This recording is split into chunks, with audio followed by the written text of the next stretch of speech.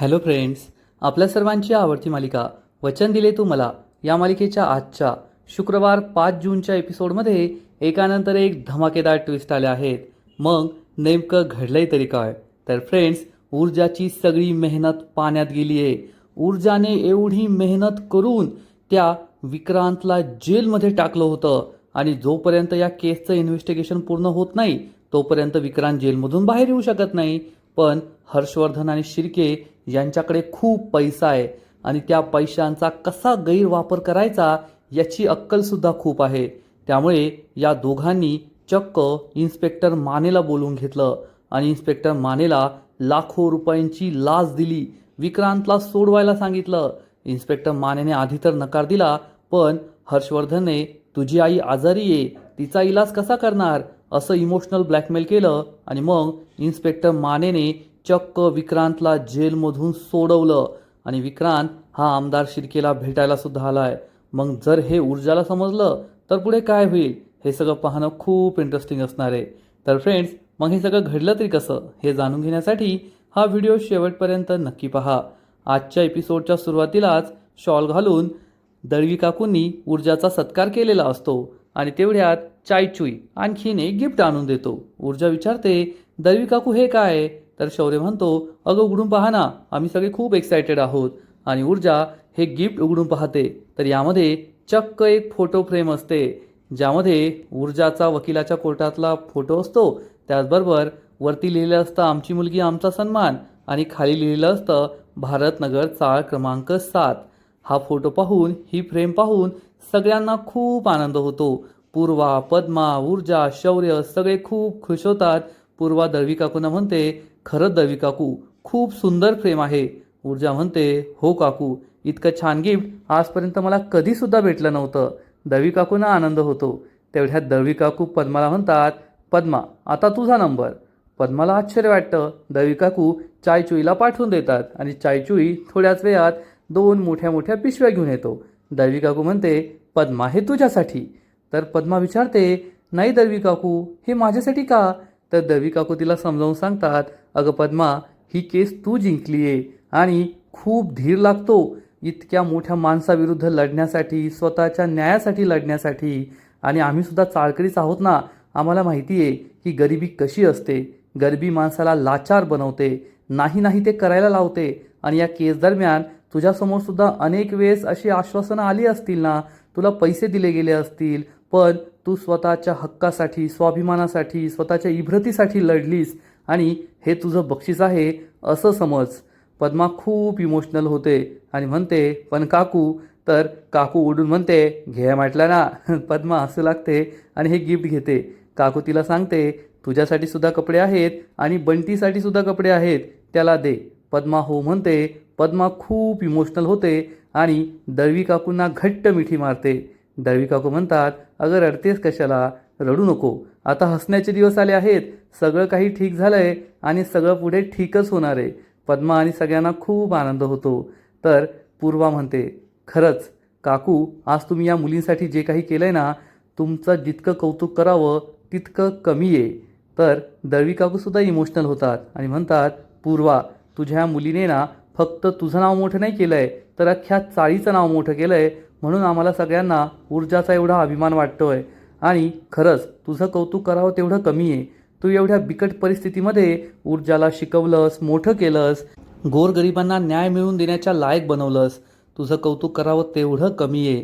पण मी तुझ्यासाठी काही गिफ्ट नाही आणलं बरं का, कारण तुझ्या ऊर्जाने तुझ्यासाठी जे काही केलं आहे ना त्यापेक्षा मोठं गिफ्ट असूच शकत नाही. पूर्वा म्हणते, खरंय काकू, माझ्या मुलीने आज मला जगातील सगळ्यात मोठं गिफ्ट दिलं आहे. ऊर्जा, पद्मा, चाळीतले सगळे लोक खूप खुश होतात. आणि मग दळवी काकूंना ऊर्जा थँक्यू म्हणते. तर दळवी काकू म्हणतात, थँक्यू काय म्हणायचं त्याच्यामध्ये, तू आमचा अभिमान आहे, आमचा स्वाभिमान आहे. आणि मग चायचुई जोरजोरात घोषणा देऊ लागतो, अरे भारतनगर चाळीतला स्वाभिमान कोण? लहान मुलं म्हणतात, ऊर्जाताई, ऊर्जाताई. सगळेजण ऊर्जाच्या नावाच्या घोषणा देत असतात. ऊर्जा, शौर्यला खूप आनंद होतो, सगळे खुश असतात.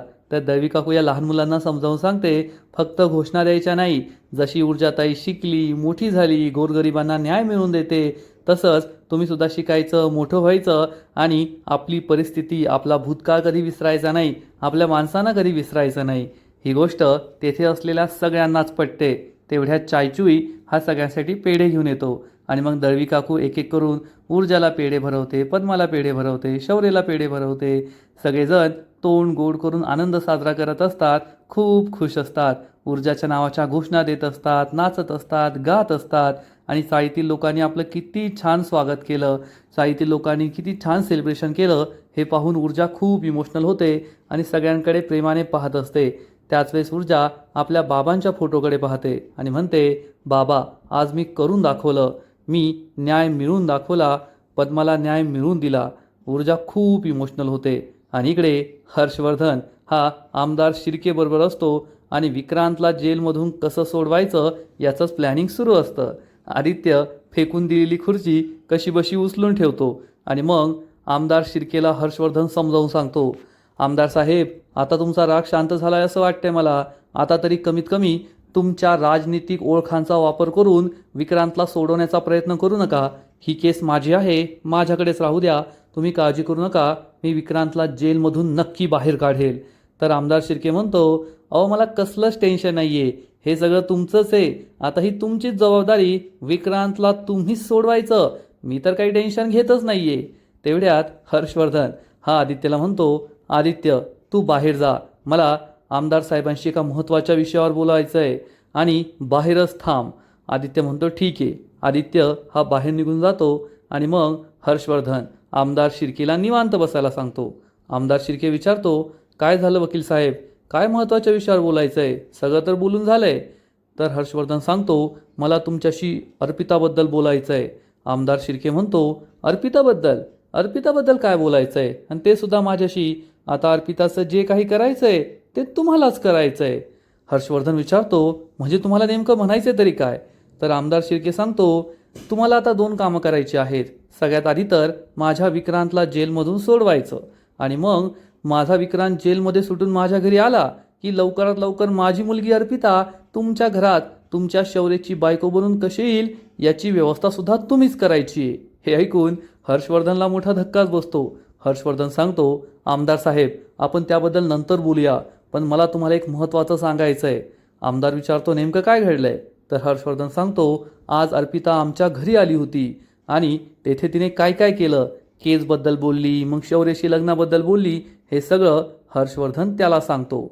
आमदार शिर्के म्हणतो, अर्पिता तुमच्या घरी आली होती, मला तर सुवर्णाने काही सांगितलं नाही. हर्षवर्धन म्हणतो, फक्त आजचा एक दिवस नाही तर याआधीसुद्धा 2-3 वेळेस ती येऊन गेली आहे, मला विजयाने सांगितलं आहे. तर आमदार शिर्के म्हणतो, पण मला सुवर्णाने सांगायला हवं होतं ना, तिने मला काही सांगितलंच नाही. हर्षवर्धन म्हणतो, कदाचित तुम्ही या केसमध्ये बिझी असाल म्हणून तुम्हाला सांगितलं नाही, पण मला सगळं कळलंय आणि तिने घरी येऊन खूप गोंधळ घातलाय. दुसरीकडे ऊर्जाच्या माहेरी मांडव परतनीची तयारी सुरू झालेली असते आणि दळवी काकू, ऊर्जाची आई पूर्वा, चायचुई, पद्मा तेथे असतात, शौर्य आणि ऊर्जा असतात. दळवी काकू म्हणतात, आला आता लग्न कार्यातला शेवटचा विधी आला, आज मांडव परतनी करायची. तर पद्मा विचारते, मांडव परतनी म्हणजे काय असतं. तर पूर्वा तिला समजावून सांगते, अगं पद्मा, लग्नाच्या सुरुवातीला आपण जसं देवदेवतांचं पूजन करतो आणि त्यांना म्हणतो की हे जे लग्न कार्य आहे ते निर्विघ्नपणे पार पडू दे, आणि मग हे संपूर्ण लग्न कार्य निर्विघ्नपणे पार पडलं की त्याच देवी देवतांचे आभार मानायचे असतात की खूप खूप थँक्यू, तुम्ही हे सगळं निर्विघ्नपणे पार पडू दिलं. तर पद्मा विचारते, पण आपल्याकडे मांडव परतनीसाठी मांडव कोठे. दळवी काकू तिला समजावून सांगतात, अगं पद्मा, ती जुनी प्रथा होती, आजकाल एवढे दिवस कोणी मांडव ठेवत नाही, आपण फक्त आपल्या मनाचं समाधान म्हणून मांडव परतनी करून घ्यायची, अशी ती प्रथा असते. दळवी काकू ऊर्जाला विचारतात, ऊर्जा आता आली आहेस तर 4-8 दिवस राहशील ना. तर शौर्य म्हणतो, हो हो, आम्ही तर ते डील करूनच आलो आहे, ऊर्जा राहील येथे. पण ऊर्जा यासाठी स्पष्ट शब्दात नकार देते आणि म्हणते, नाही आई, मी जास्त दिवस नाही राहू शकत, मी आजच माझ्या घरी परत चालली आहे. हे ऐकून दळवी काकूंना मोठा धक्काच बसतो. दळवी काकू विचारतात, अगं असं कसं.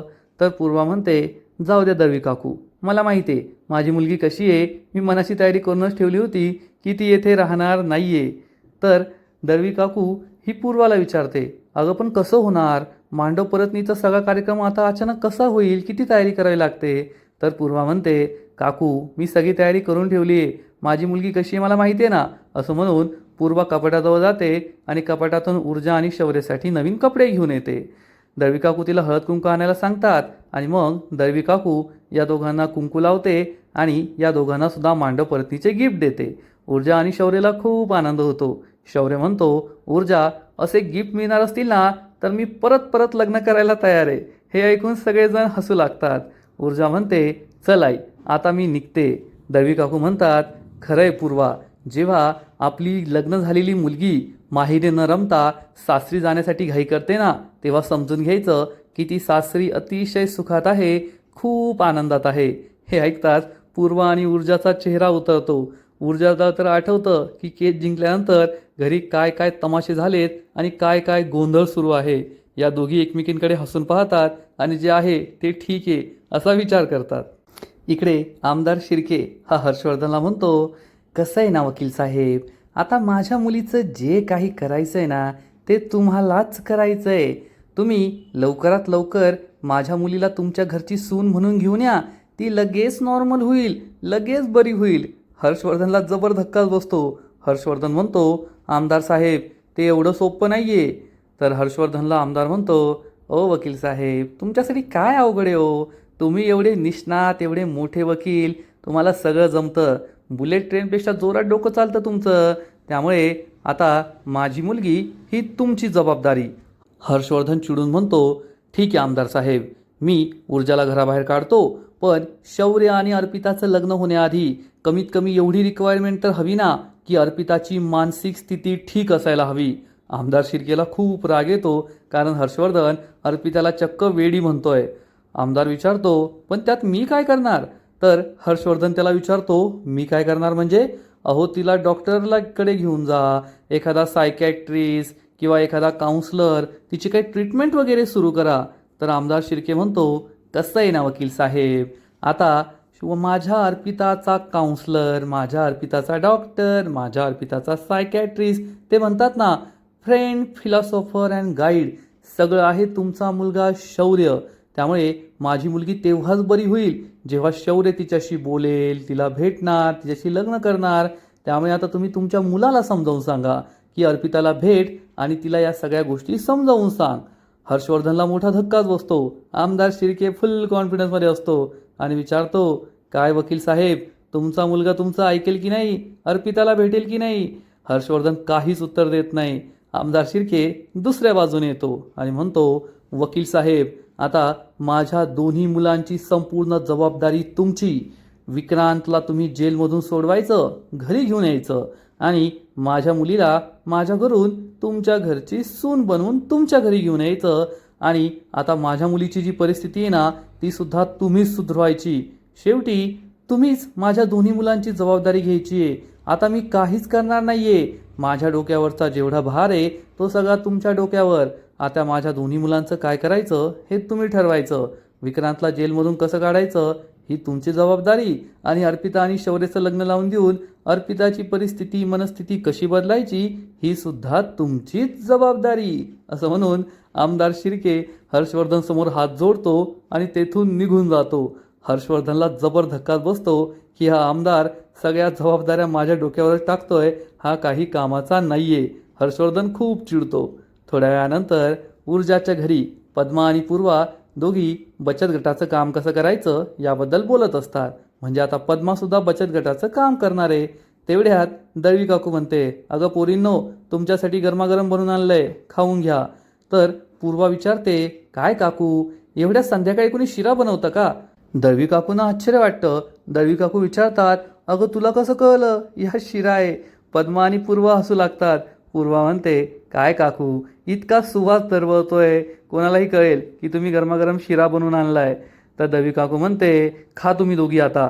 तसं तर मला तुझ्या लेकीला द्यायचा होता शिरा, पण तिच्या पायाला भिंगरी लागली, गेली लगेच सासरी, म्हणून मला तिला शिरा सुद्धा देता आला नाही. पण पद्मा तू खा बरं, अगं तू सुद्धा खूप मोठं काम केलंय, तोंड गोड कर आणि मस्त पोट भरून शिरा खा. पद्मा म्हणते, हो काकू. तर काकू तिला म्हणतात, पण तुझा भाऊ कुठे आहे? अगं त्याला किती दिवस गावी ठेवतेस, त्याला घेऊन ये, आणि आता तिची शाळा सुद्धा सुरू होईल ना. पद्मा म्हणते, हो काकू, मी त्याला पुढच्या आठवड्यात घेऊन येईल. तर दळवी काकू या पद्माला सांगतात, पद्मा, आता बाहेर काही लोक आहे ना तुझ्या केसबद्दल बोलत होते, म्हणत होते तो आमदार शिर्केचा पोरगा तो विक्रांत तो मोठ्या बापाची पैदास आहे, त्यामुळे तो काही जास्त दिवस जेलमध्ये राहणार नाही, काही दिवसात जेलच्या बाहेर येईल. हे ऐकून पद्माला मोठा धक्काच बसतो. पद्मा खूप घाबरते. दळवी काकू म्हणतात, खरंच बाई तू ये ना जपून राहा, जितक्या दिवस जेलमध्ये राहिला तितक्या दिवस राहिला, नाही राहिला नाही राहिला, असं म्हणून दळवी काकू तेथून निघून जातात. पण पद्माला मात्र खूप टेन्शन आलेलं असतं की जर विक्रांत जेलमधून बाहेर आला तर तो आता पुढे काय करेल. आणि इकडे ऊर्जा आणि शौर्य हे दोघे चाळीच्या बाहेर येतात आणि शौर्यला ऊर्जा सांगते, शौर्य मला आता पोलीस स्टेशनला जायचं आहे. शौर्य म्हणतो, अरे हो, ते पद्माला नुकसान भरपाई मिळणार आहे ना ती घ्यायला जायचं आहे तुला. खरंच बरं झालं, कोर्टाने पद्माला नुकसान भरपाई मिळवून दिली, आता तिला या पैशांचा खूप फायदा होईल. ऊर्जा म्हणते, हो ते काम तर आहेच, पण आणखीन एक महत्त्वाचं काम आहे. शौर्य म्हणतो, हो पण जर तू पद्माला नाही नेलं तर तुला पैसे कसे मिळतील, पद्माची सही लागेल ना. तर ऊर्जा म्हणते, शौर्य आधी मी पोलीस स्टेशनला जाणार, चौकशी करणार, जर त्यांनी पैसे जमा केले असतील तर मी पद्माला बोलवणार आणि पैसे तिच्याकडे देईल. शौर्य म्हणतो, ते सुद्धा तुझं खरं आहे, पण आमदार शिर्के हा पैसे कमी जास्त करण्याबद्दल नक्कीच अपील करू शकतो, पण अजून तरी त्याने काही अपील केलेली नाही आहे आणि 2 दिवसाचीच मुदत कोर्टाने दिली होती. तर ऊर्जा म्हणते, नाही शौर्य, मला नाही वाटत की ते पैसे कमी करण्यासाठी अपील करतील, कारण 5 लाख रुपये आमदार शिर्केसाठी मोठी रक्कम नाही आहे. सध्या त्यांचा फोकस हा लवकरात लवकर विक्रांतला जेलमधून कसं बाहेर काढायचा याकडे असणार आहे आणि मला त्यासाठीच इन्स्पेक्टर मानेंना जाऊन भेटायचं आहे, कारण मला माहिती आहे आत्तापर्यंत आमदार शिर्के आणि तुझे वडील हर्षवर्धन जहागीरदार यांनी विक्रांतला जेलमधून सोडवण्यासाठी प्रयत्न सुरू केले असतील. ही गोष्ट शौर्यला सुद्धा माहीत असते. ऊर्जाला सुद्धा कुठेतरी भीती वाटत असते की नक्कीच विक्रांतला जेलमधून बाहेर काढण्यासाठी काहीतरी प्रयत्न सुरू झालेले असणार आणि विक्रांत जेल बाहेर येऊ शकतो. शौर्य म्हणतो, ऊर्जा खरंय तुझं, विक्रांतला शिक्षा झालेली नाही आहे, जर त्याला काही वर्षांची शिक्षा झाली असती तर ठीक आहे, पण त्याला फक्त पोलीस कस्टडी दिली गेली आहे आणि पोलिसांवर दबाव टाकून इन्व्हेस्टिगेशन होऊन गेलं, जास्त काही पुरावे मिळाले नाही असं म्हणून पोलीस कस्टडीची मुदत कमी करता येऊ शकते आणि त्या विक्रांतला बेल मिळण्याचा मार्ग मोकळा होऊ शकतो. त्यामुळे तुला या केसकडे बारीक लक्ष द्यावं लागणार आहे. ऊर्जा म्हणते, शौर्य तुझं खरं आहे, एकतर तो आमदार शिर्केचा मुलगा आहे, तो त्याचं पॉलिटिकल कनेक्शन वापरू शकतो, पोलिसांवर दबाव आणू शकतो आणि तुझे बाबा हर्षवर्धन जहागीरदार तर आहेत, ते कायद्याचे खाचखळगे चांगलेच ओळखतात, लूप होलचा फायदा घेऊन ते विक्रांतला जेलमधून काढण्याचा प्रयत्न करू शकतात.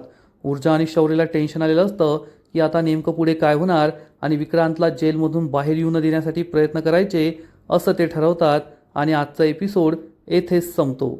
फ्रेंड्स, वचन दिले तुम्हाला, या मालिकेचा आजचा एपिसोड खरंच खूप भारी होता, इंटरेस्टिंग होता. ऊर्जा आणि शौर्य या दोघांचा चाळीत मोठा सन्मान झाला. चाळीतील लोकांनी खरंच ऊर्जाचा खूप मोठा सन्मान केला, तिचं कौतुक केलं आणि ऊर्जा ही डिझर्व करत होती, कारण शौर्याच्या घरी तर तिचं एक कोड कौतुक कुणीच केलं नाही, फक्त आजीने तेवढं केलं.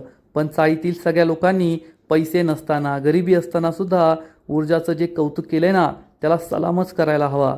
आणि दुसरीकडे आमदार शिर्के आणि हर्षवर्धन त्या नालायक विक्रांतला लवकरात लवकर जेलमधून बाहेर काढण्यासाठी प्रयत्न करताय. मग आता त्यांच्या प्रयत्नांना यश मिळणार की ऊर्जाच्या प्रयत्नांना यश मिळणार? ऊर्जा ही विक्रांतला जेलमधून बाहेर येण्यापासून थांबवू शकेल का? हे सगळं पाहणं खूप इंटरेस्टिंग आहे. फ्रेंड्स, वचन दिले तुम्हाला, या मालिकेचा आजचा एपिसोड तर खूप भारी होता, पण पुढील एपिसोड आणखीन भारी असणारे, आणखीन मोठा ट्विस्ट या मालिकेत येणारे.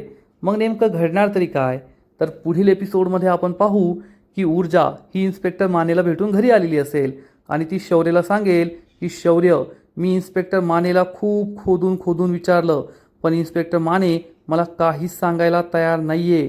इन्स्पेक्टर माने लपवाछपवी करताय आणि मला असं वाटत नाही की ते खरं बोलताय. त्यांना मी विचारलं की विक्रांतला जेलमधून सोडवण्यासाठी काही प्रयत्न झाले का, तर ते मला म्हणाले की काहीच प्रयत्न झाले नाही आहे, पण मला कुठेतरी पाणी मुरताना दिसतंय. आणि इकडे आमदार शिर्के आणि हर्षवर्धन चक्क इन्स्पेक्टर मानेला बोलवून घेतील आणि त्याला लाखो रुपयांची लाच देऊन विक्रांतला जेलमधून सोडायला सांगतील. आधी तर इन्स्पेक्टर माने हात जोडून म्हणेल, साहेब प्लीज मला असं तसं काम करायला लावू नका, पण मग हर्षवर्धन त्याला इमोशनल ब्लॅकमेल करेल. तुझी आई आजारी आहे ना, तिची ट्रीटमेंट करायची आहे, घे पैसे, सोड विक्रांतला. त्यामुळे मानेचा नाईलाज होईल आणि मग माने चक्क विक्रांतला जेलमधून सोडवणार. विक्रांत आमदार शिर्केला भेटायला हर्षवर्धनच्या ऑफिसमध्ये येईल. त्याला पाहून आमदार शिर्के खुश होणार, हर्षवर्धन सुद्धा खुश होणार. पण जेव्हा ऊर्जाला ही गोष्ट समजेल, शौर्यला ही गोष्ट समजेल की हर्षवर्धन आणि आमदार शिर्केने चक्क लाच देऊन या विक्रांतला जेलमधून बाहेर काढलंय, त्यावेळेस त्यांना मोठा जबर धक्का बसेल यात शंका नाही. मग आता विक्रांत खरंच बेलवर जेलच्या बाहेर आलाय की काही वेळेसाठी त्याला आणलं गेलंय, ऊर्जा त्याला किती वेळ बाहेर राहू देणार, हे सगळं पाहणं खूप इंटरेस्टिंग आहे. तर फ्रेंड्स, तुम्हाला सुद्धा वचन दिले तू मला ही मालिका आवडते का? नक्कीच कमेंट करून सांगा. आणि या मालिकेचे असेच नवीन नवीन एपिसोड, नवीन नवीन अपडेट सर्वात आधी पाहण्यासाठी व्हिडिओला लाईक करा, शेअर करा, चॅनलला सबस्क्राईब करून बेल आयकॉनवर क्लिक करा. म्हणजे या मालिकेचे नवीन नवीन एपिसोड तुम्हाला सर्वात आधी पाहायला मिळतील. खूप खूप खूप धन्यवाद.